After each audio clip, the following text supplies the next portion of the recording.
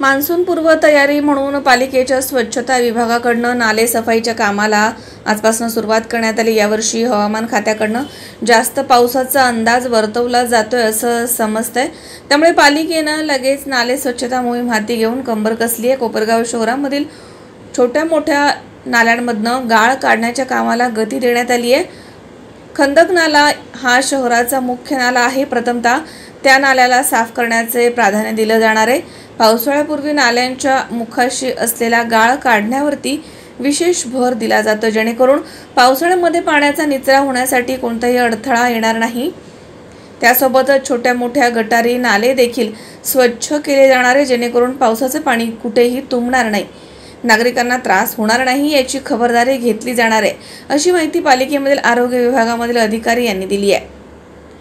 स्वप्नील कोपरे, C24 तास, Kopargaon.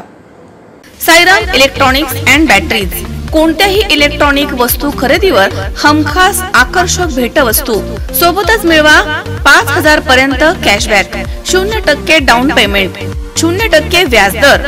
Sairam electronics and batteries, संपर्क 93 25 42 22 32 आणि 77 09 80 59 05। चैतन्य दूध, आपल्या परिवारासाठी पिशवी बंद शुद्ध दूध, गाईचं शुद्ध गावरान तूप, श्रीखंड, आम्रखंड, पनीर, मँगो, व्हॅनिला, शाही लस्सी, दही आणि अनेक दर्जेदार उत्पादने, तसेच चैतन्य ॲक्वाची पाणी बॉटल।